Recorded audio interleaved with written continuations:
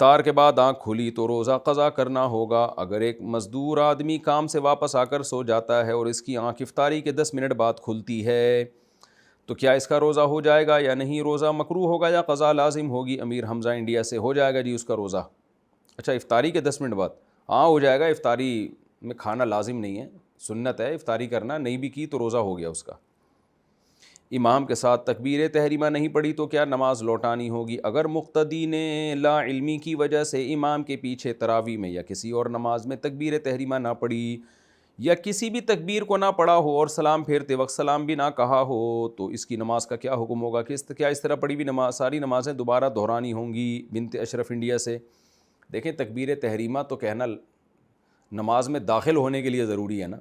اب یہ امام کے ساتھ ایسے ہی آگے کھڑا ہو گیا اور اس نے کسی بھی طرح سے اللہ کی تعظیم کا کوئی کلمہ کہا ہی نہیں نماز میں داخل ہونے کی نیت سے, تو پھر تو وہ نماز میں داخل ہی نہیں ہوا, تو پھر تو اس کی نماز نہیں ہوگی.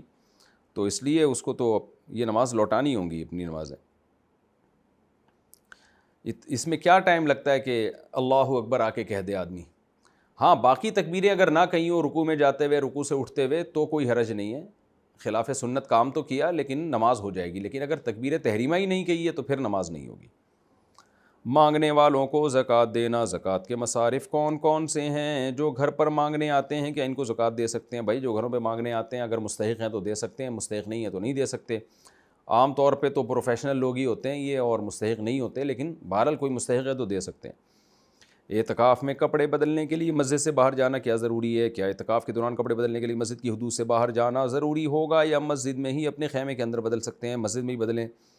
کپڑے بدلنے کی ضرورت ایسی نہیں ہے کہ اس کے لیے آپ کو باہر جانا پڑے, وہ مسجد کے اندر بھی بدلے جا سکتے ہیں چادر وغیرہ باندھ کے, یا وہ جو لٹکائے ہوئے ہوتے ہیں نا لوگوں نے اپنے حجرے بنائے ہوئے ہوتے ہیں. سالن بناتے وقت دھواں سونگھ لیا تو کیا روزہ ٹوٹ جائے گا؟ احتیاطی طور پر دھواں سونگھنے سے, اختیاری طور پر دھواں سونگھنے سے روزہ ٹوٹ جاتا ہے. تو یہ جو ہم سالن بناتے ہیں اس کا دھواں جو اٹھتا ہے اگر اسے اختیاری طور پر سونگھ لیا جائے تو کیا اس سے روزہ ٹوٹ جائے گا؟ فوزیہ صاحبہ انڈیا سے. اس سے بچنا ممکن نہیں ہے. جو خواتین سالن بنا رہی ہوتی ہیں اس میں دھواں اٹھتا ہے تو ناک میں بھی جاتا ہے, سونگھا بھی جاتا ہے, تو اس سے روزہ نہیں ٹوٹے گا. البتہ یہ جو گرد و غبار ہے مٹی کی اڑ رہی ہو اور جا کے باقاعدہ اس کو جو ہے نا اپنے پھیپھڑوں میں داخل کیا جا رہا ہو تو پھر روزہ ٹوٹ جائے گا, اس نیت سے کہ آپ اس کو باقاعدہ سانس کھینچ رہے ہیں تاکہ یہ گرد میرے پھیپھڑوں میں جائے. لیکن اگر ویسے ہی آپ اس کو سونگھ رہے ہیں جو نارمل لوگ چلتے ہوئے سونگھ ہی رہے ہوتے ہیں, اس سے بچنا ممکن نہیں ہوتا, تو اس سے روزہ نہیں ٹوٹتا.